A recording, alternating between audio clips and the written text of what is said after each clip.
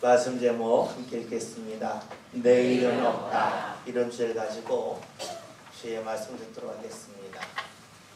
어느덧 12월이 되었습니다. 지난 1일날 달력을 딱 한 장을 뜯어냈는데 이제 한 장밖에 남지 않았구나 하는 생각을 가졌습니다. 이제 한 달만 더 지나면 새로운 한 해가 시작됩니다. 새로운 한 해가 시작된다고 할 때에 기대 속에서 설렘 가운데 그 새해를 기다리는 사람도 있습니다. 내가 새해가 되면 내가 원하는 학교에 진학한다. 또 내가 원하는 직장에 들어간다. 내가 결혼을 한다.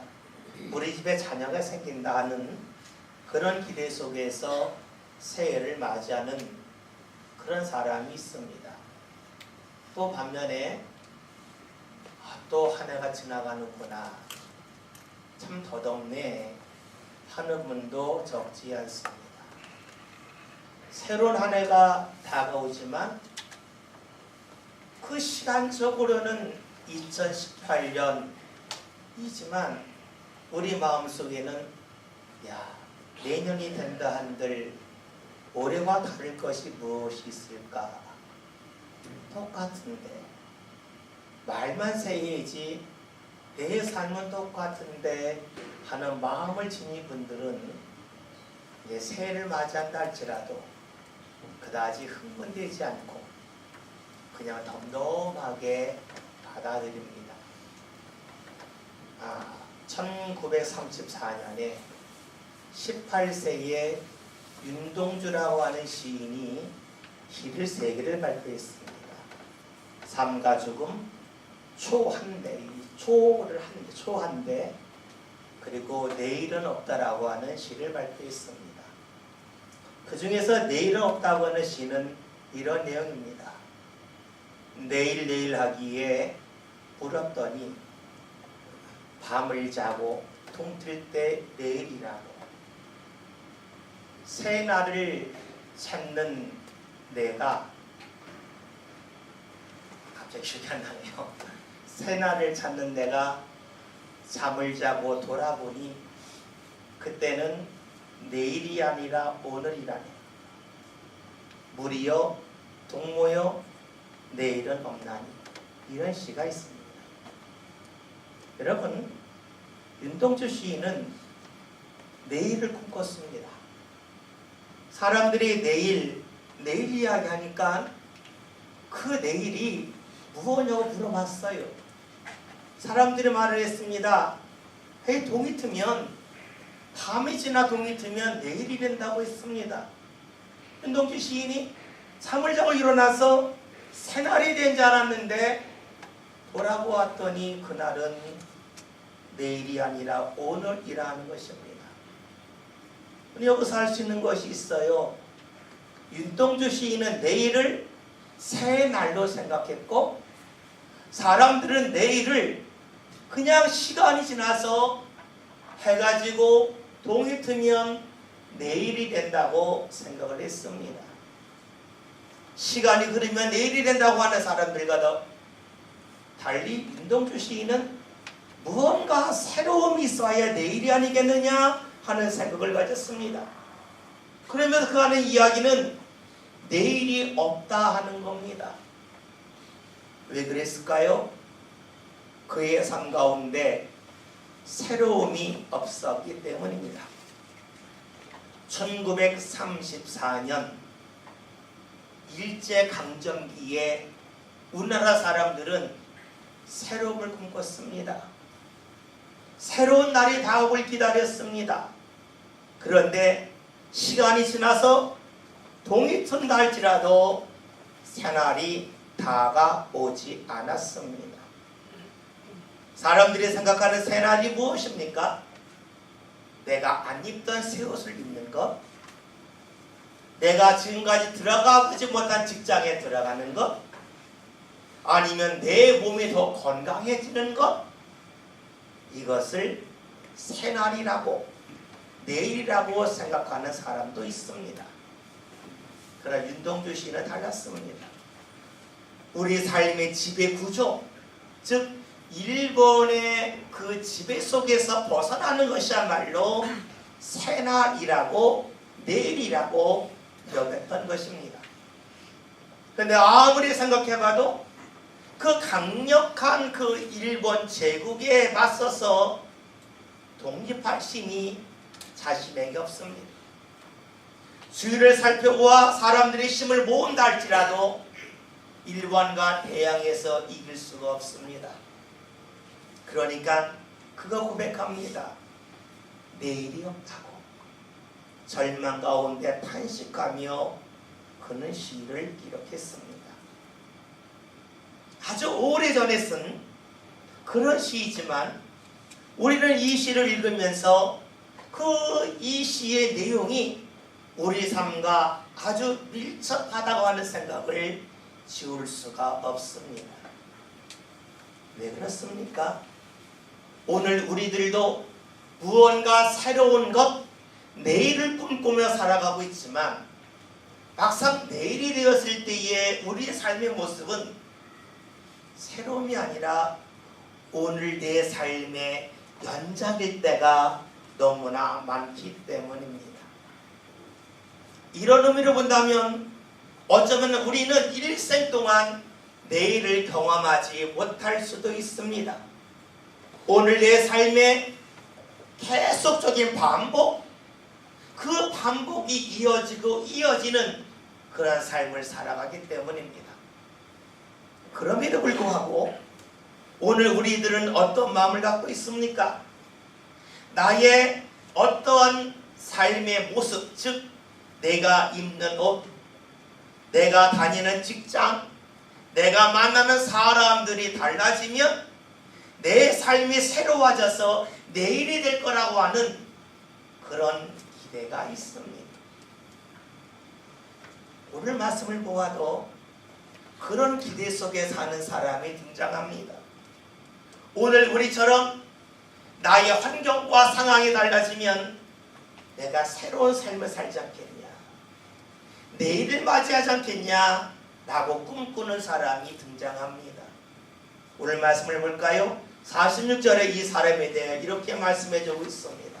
함께 읽겠습니다.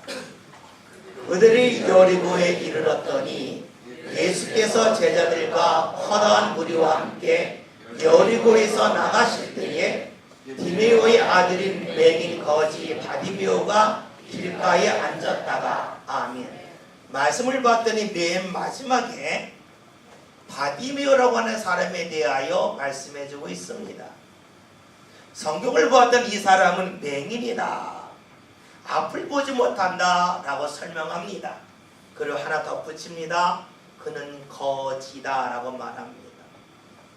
그는 맹인이요 거지입니다. 그의 몸의 신체 상황은 몸이 아픈 그런 모습과 같은 맹인입니다. 그의 삶에 살아가는 방법은 늘 남에게 구걸하며 살 수밖에 없는 거지입니다. 만약에 이 두 가지 문제 중에서 한 가지 문제만 있다면 그래도 이의 삶은 그다지 비참하지 않을 것입니다. 맹인이라 할지라도 재산이 넉넉하다면 그는 삶이 그다지 어렵지 않을 겁니다. 때로는 그가 가난하다 할지라도 몸이 건강하면 그의 삶이 그토록 비참하지는 않았을 겁니다. 그런데 그에게는 신체적인 어려움, 물질적인 어려움이 같이 찾아왔습니다. 예나 지금이나 이런 일은 아주 일반적인 모습이라고 말할 수가 있지요. 우리 시대에 아무리 부자랄지라도 몸이 아프기 시작하면 그의 가세가 기울기 시작합니다. 몸이 아프면 돈을 더 이상 벌지 못하니까 경제적인 어려움이 찾아오지요. 또 어떻습니까? 경제적으로 어렵다 보면 열심히 일하며 자신의 몸을 혹사하는 가운데 몸이 아플 수밖에 없습니다. 이 두 가지, 몸의 아픔과 그 빈곤, 이 문제는 예나 지금이나 똑같이 반복되어 나타나는 일이라고 할 수가 있습니다. 이렇게 비참한 바디메오에게 어떤 일이 일어났는가? 오늘 말씀 46절을 다시 한번 읽어보겠습니다. 읽겠습니다. 그들이 여리고에 이르렀더니 예수께서 제자들과 허다한 무리와 함께 여리고에서 나가실 때에 디메오의 아들인 맹인 거지 바디메오가 길가에 앉았다가 아멘. 말씀을 통하여 할 수 있는 것은 맹인이요 거지인 바디메오에게 한 가지 일이 있는데 그 일은 예수님이 자신이 살고 있는 여리고에 오셨다는 겁니다. 그런데 이 맹인이요 거지인 바디메오는 예수님이 자신의 마을에 들어오실 때에 예수님이 오셨다는 소식을 듣지 못합니다. 언제 듣는가? 오늘 말씀을 통해 알 수 있듯이 여리고에서 나가실 때에 예수님을 그는 듣게 됩니다. 여러분, 맹인 바디메오는 여리고에 늘 삽니다. 여리고에서 잔뼈가 굵었습니다. 그러니 여리고에서는 그가 눈을 뜨지 못하고 앞을 잘 보지 못하지만 어디든지 얼마든지 찾아갈 수가 있어요. 그러나 여리고 밖을 나가면 그는 아무것도 할 수 없습니다. 만약에 예수님께서 여리고 안에 들어오셨을 때라면 그는 찾아갈 수가 있습니다. 문제는 예수님이 나가신다는 겁니다. 그에게는 기회가 없습니다. 만약에 그가 맹인이 아니라면 예수님이 여리고 밖을 나갔다 할지라도 보고 따라가면 됩니다. 그러나 여리고 밖에 나가면 그는 맹인이라 예수님을 따라갈 수가 없어요. 예수님 만날 기회가 오늘밖에 없습니다. 맹인 바디메오는 예수님을 만날 기회 내일은 없습니다. 이렇게 예수를 만날 내일의 기회가 없는 바디메오가 할 수 있는 것이 무엇일까요? 오늘 말씀을 볼까요? 47절에 이렇게 알려주고 있습니다. 함께 읽습니다. 나사렛 예수시라는 말을 듣고 소리질러 이르되 다윗의 자손 예수여 나를 불쌍히 여기소서 하거늘. 아멘. 맹인이요 거짓 바디메오가 할 수 있는 일은 외치는 것밖에 없습니다. 예수님을 볼 수 있다면 자신이 직접 찾아가면 되지만 보지 못합니다. 할 수 있는 것은 외치는 것밖에 없었습니다. 그는 외칠 때 오늘 말씀을 봤더니 소리 질렀다라고 말씀하고 있습니다. 왜 소리 질렀습니까? 그가 예수님을 만날 내일이 없었기 때문입니다. 예수님이 여리고 안에 계속 계시다면 오늘 못 만나면 내일 만나면 됩니다.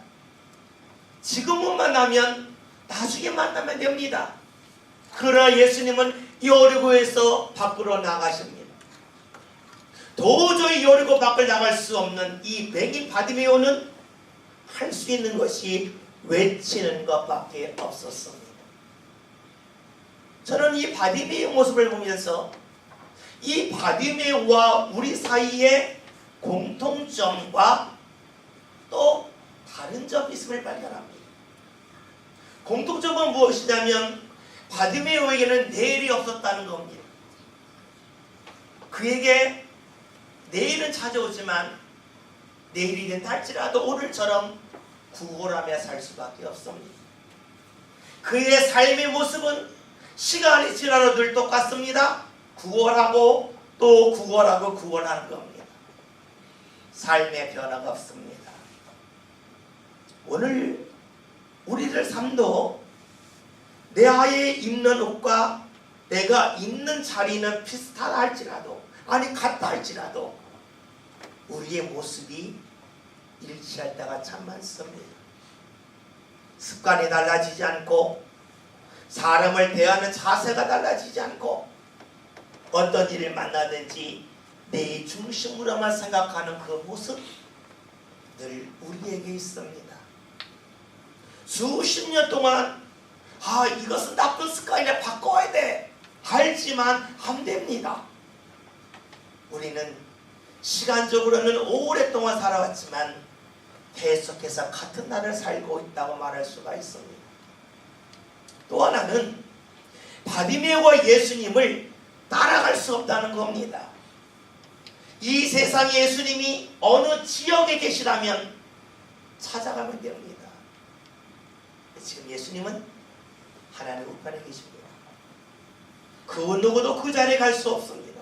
그러기에 우리도 예수를 만나기 위해서는 바디메오처럼 외치는 것은 기도하는 것밖에 없습니다. 기도해서 주님을 찾고 부르는 일밖에 우리가 할 수 있는 것이 없습니다. 이런 점에서는 바디메오와 우리는 일치합니다. 그런데 다른 것이 있습니다. 그것은 무엇이냐면 바디메오는 내일이 없다는 겁니다. 오늘 내가 주님을 만나지 못하면 주님을 못 만난다. 그래 간절함이 있습니다. 예수님이 여르고 밖을 나가면 나는 주를 만날 수 없다고 하는 그의 마음속에 절박함이 있습니다. 근데 우리는 이런 마음이 있지요. 오늘 주님 못 만났어? 내일 예배하면 되지 뭐. 오늘 기도하는데 힘들어? 내일도 있는데. 바디메오는 주님을 만날 내일이 없다, 오늘만 있다고 생각하는데 늘 우리들의 마음속에는 내일이 있어 하는 마음이 있습니다. 그러니 어떠합니까? 절박함이 없습니다. 간절함이 없습니다. 기도하다가 주님에게 무언가 구하다가 힘드니까 내일 하면 되지 뭐. 그러한 것이 우리에게 있습니다. 바디메오 우리 사이는 공통점도 있지만 절박함의 문제에서는 확연하게 다릅니다. 이렇게 바디메오가 절박함을 갖고 주님 앞에 외치며 간구할 때에 어떤 일이 나타날까요? 오늘 말씀 48절을 보겠습니다. 함께 읽습니다. 많은 사람이 꾸짖어 잠잠하라 하되 그가 더욱 크게 소리질러 이르되 다윗의 자손이여 나를 불쌍히 여기소 하는지라. 아멘. 우리는 말씀을 읽으면서 깜짝 놀랍니다. 왜냐하면 제일 먼저 사람들과 바디메오의 생각이 아주 다르다는 겁니다. 사람들은 바디메오에게 조용하라고 그럽니다. 왜요? 이 사람들은 내일이 있기 때문입니다. 예수님 오늘 못 만나면 내일 만나면 되는데 너 왜 유난스럽게 떠드느냐는 겁니다. 바디메오를 전혀 이해해 주지 않습니다. 내일 만나면 되죠 뭐. 왜 그럴까요? 처한 상황이 달라서 그래요. 상황이 다르면 사람들의 말이 달라지고 사람들이 붙잡는 게 달라집니다. 조용하라는 겁니다. 유발나게 기도할 필요 없다는 겁니다. 왜 그토록 간절하게 하냐는 겁니다. 조용히 해도 언젠가는 주님 만난다는 것이지요. 바디메오 다릅니다. 오늘 아니면 안 된다. 내일이 없다고는 절박함이 있습니다. 그런데 이렇게 꾸짖던 사람들 가운데 바디메오는 그들의 말을 따르지 않습니다. 생각해 보십시오. 이들에게 조용해라고 한 사람이 누구입니까? 여리고 성에 사는 사람들입니다. 이들이 어떤 사람입니까?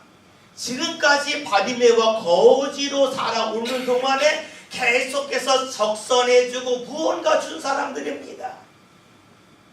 신세진 사람들입니다. 여러분, 거지는 평판이 좋아야 됩니다. 평판이 나쁘면 구원할 수 없습니다. 평판이 좋다고 하는 것은 다른 사람의 말을 잘 들을 때에 얻을 수 있는 것이지요. 따라서 바디메오가 이 사람들의 말을 잘 들어야만 평판 좋은 거지, 앞으로 계속해서 구걸하며 살 수 있는 그 삶을 유지해 나갈 수가 있습니다. 바디메오는 그들의 말을 듣지 않습니다. 왜 그럴까요? 내일 구걸해서 그가 배부르게 먹고 살는지 모르겠지만 그 내일은 오늘의 연장이지 내일이 아님을 그가 알았기 때문입니다. 그는 그래서 어떡합니까? 더욱 크게, 더욱 간절하게 외치고 맙니다. 오늘 우리들은 이 바디메오의 모습을 보면서 야, 바디메오 참 대단하다.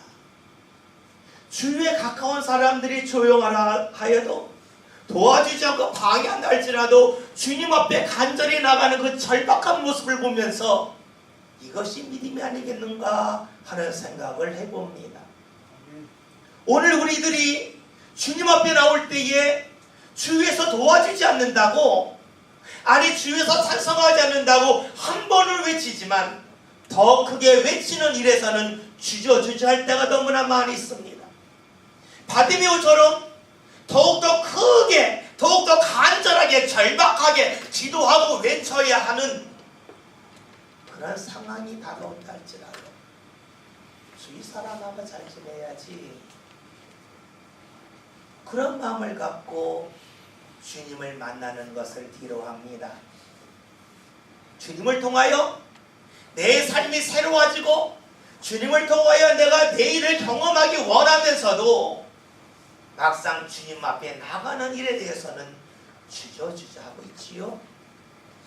이렇게 바디메오가 크게 외칠 때에 어떤 일이 나타났을까요? 49절 한번 보겠습니다. 함께 했습니다. 예수께서 머물러 서서 그를 부르라 하시니 그들이 그 맹인의 부름에 이르되 안심하고 일어나라, 그가 너를 부르신다 하며. 아멘. 저 이 말씀을 읽으면서 지금 질문을 던져봤습니다.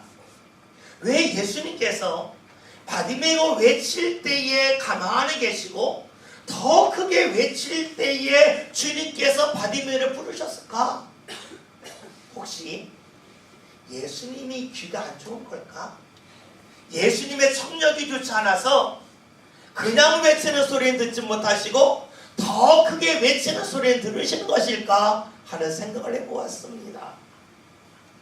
그럴 리는 없겠지요. 예수는 분명히 처음에 외침도 들으셨습니다. 그리고 사람들이 그에게 조용히 하라고 하는 것도 들으셨습니다. 이에 굴하지 않고 바디메오가 더 크게 외친 소리 들으셨습니다. 그때야 비로소 예수님이 바디메오를 부르십니다. 왜 그리 하셨을까요?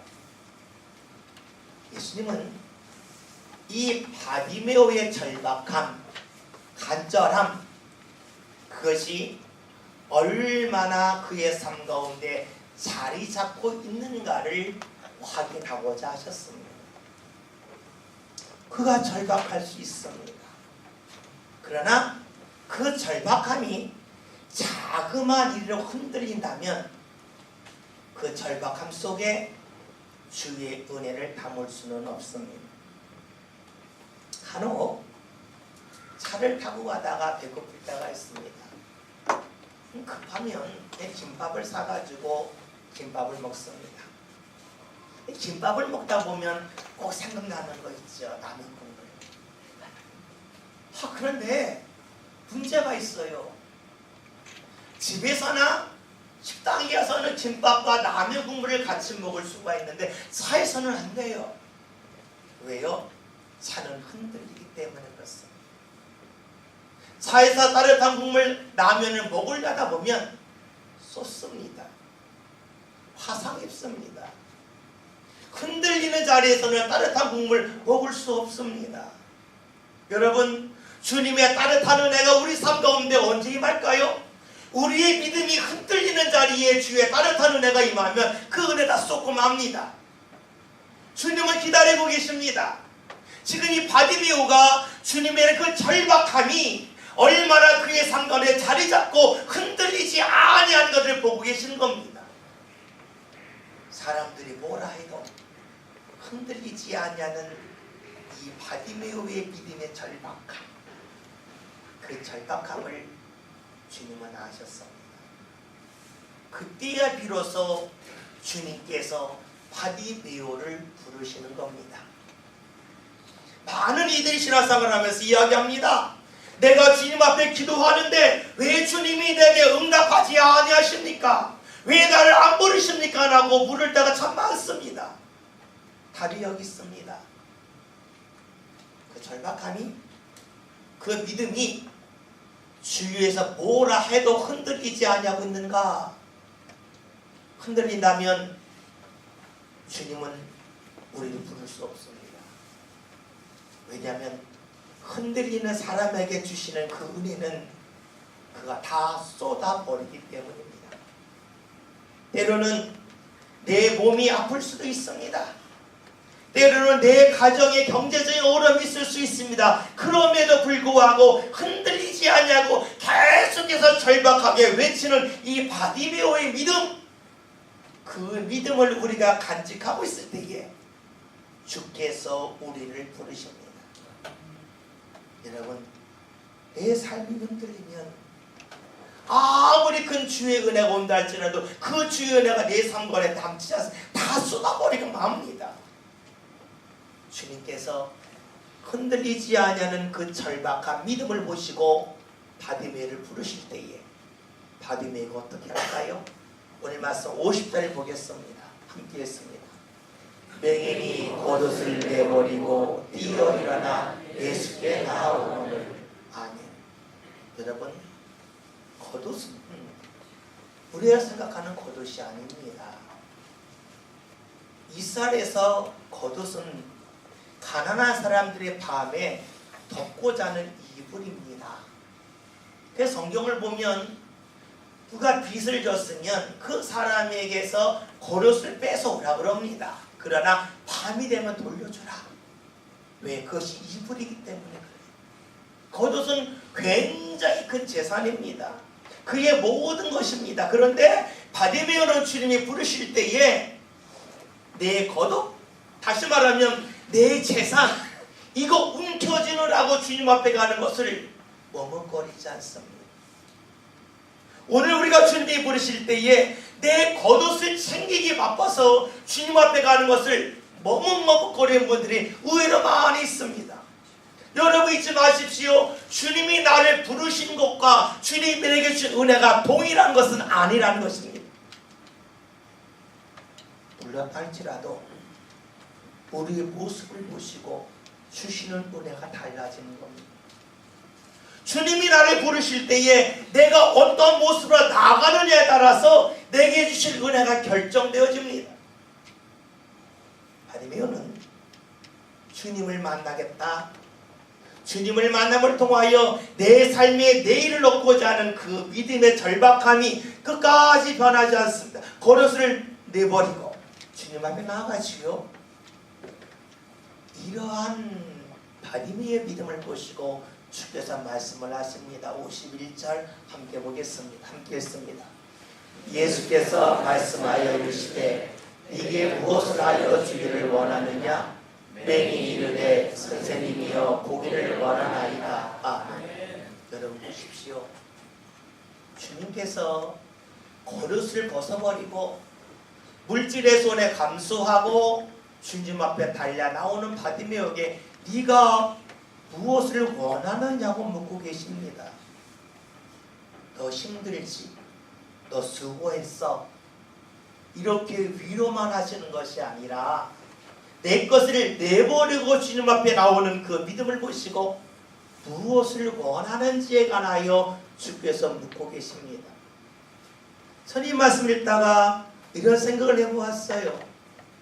만약에 바디메오가 주님이 부르신다는 소리 듣고 내 겉옷 챙기고 내가 갖고 다 챙기고 슬슬 갔다면 주님께서 그에게 뭐라고 말씀하셨을까? 똑같이 말씀하셨을까? 다른 말씀을 하셨을까? 여러분, 같은 말씀하지 않았을 거라고 저는 여기고 있습니다. 우리는 주님의 부르심, 주님이 나에게 내일을 허락하시고 새로움을 허락하신다고 하는 그 소망과 기대를 가지고 있으면서도 내 옷이 있어야만 내 삶이 새로워질 거라고? 내가 입고 있는 옷을 계속해서 붙잡고 있어야 내 삶 가운데 내일이 올 거라고는 기대가 있습니다. 내 것을 놓지 못합니다. 내 것을 놓지 못한 사람의 특징이 있죠. 그것은 늘 자기중심이에요. 자기중심인 사람의 특징이 있습니다. 절대로 감사가 없습니다. 여러분 생각해 보세요. 그 어떤 사람이 내 비유를 마치겠어요? 그 어떤 사람이 내가 원하는 말을 늘 하겠어요? 그런 사람 아무도 없어요. 내가 중심인 사람은 누구를 만나는 실망해. 왜요? 내게 못 맞추니까. 감사가 없어요. 원망이 있어요. 불평이 있어요. 탐만합니다. 내 옷을 벗어버릴 때 비로소 우리는 주님 앞에 나갈 수가 있고, 내 옷을 벗어버리고 주님 앞에 나갈 때 주님은 말씀하시는 겁니다. 네가 뭘 원하느냐? 바디메오가 말하지요. 보기를 원합니다. 주님이 그에게 하시는 말씀은 이렇습니다. 52절 보겠습니다. 함께 읽습니다.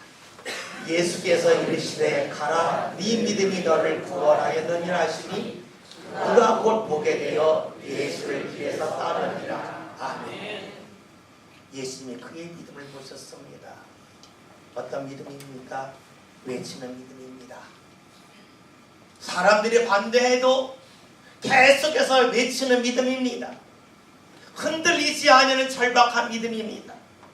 그 이 절박한 믿음을 갖고 주님 앞에 나아감에 있어서 내 것을 과감히 내려놓고 주의 은혜를 소중히 여기는 그 믿음입니다.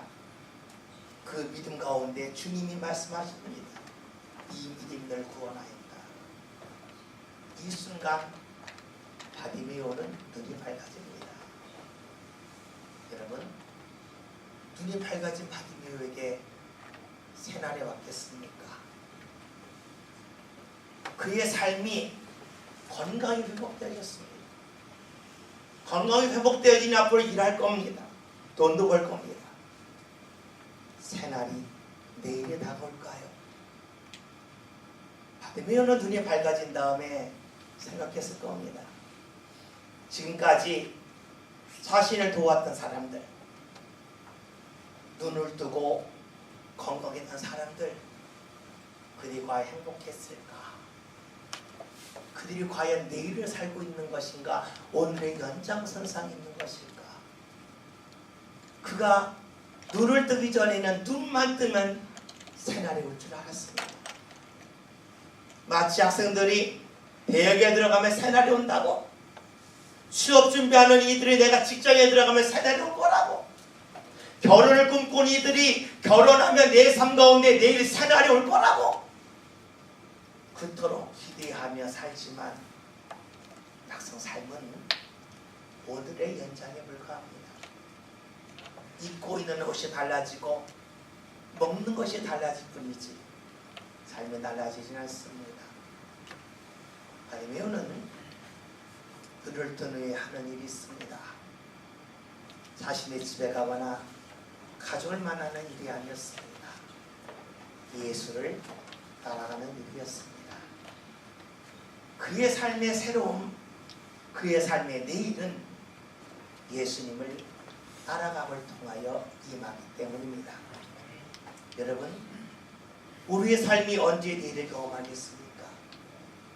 언제 우리의 삶이 새로워지겠습니까? 내가 건강해지면, 내가 원하는 직장에 들어가면, 내가 더 많은 수익을 얻게 되어지면 그때가 내일입니까? 그때가 새로운 날입니까? 내일은 예수님을 따라갈 때만 임합니다. 예수님과 함께할 때만 임합니다. 오늘 우리가 천국에 가는 것도 예수님 함께 됩니다. 예수 믿고 따라가야 됩니다. 우리 삶에 내 마음과 내 영혼의 새로워짐도 예수를 따라감을 통하여 임합니다. 여러분, 예수가 없다면 오늘 우리에게 내일이 있을까요? 예수 없이 내가 건강해지고 수입이 많아지면 내일이 찾아올까요? 뒤돌아보십시오. 내가 지금까지 살아왔던 수많은 인생길을 뒤돌아보십시오. 한때 내가 건강했을 때도 있고 내가 남들이 부러워하는 자리에서 살았던 때로 있을 것입니다. 여러분, 그때가 정말로 여러분이 꿈꾸는 내일입니까? 예수님이 함께하지 않는다면, 예수를 따라가지 않는다면 우리에게는 내일이 없습니다. 그러나 우리가 예수를 따라간다면, 예수님이 주시는 말씀과 삶이 우리 삶을 지배한다면 그때부터가 내일입니다.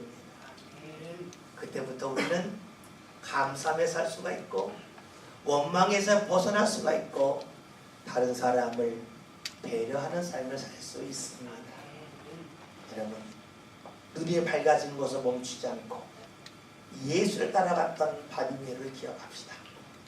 오늘 우리의 삶도 우리 환경이 아무리 달라진다 할지라도 예수 따라가는 멈추면 내일 없습니다. 반대로 내 삶이 과거부터 지금까지 또 앞으로도 똑같다 할지라도 예수 따라가면 우리에게는 내일이 있습니다. 오늘 저와 여러분이 내일이 없는 삶에서 예수님을 믿고 따름을 통하여 내일의 자리에 이르는 그 은혜의 역사가 삶 가운데 나타날 수 있기를 주님의 이름으로 기원드립니다. 예수 따라갑시다.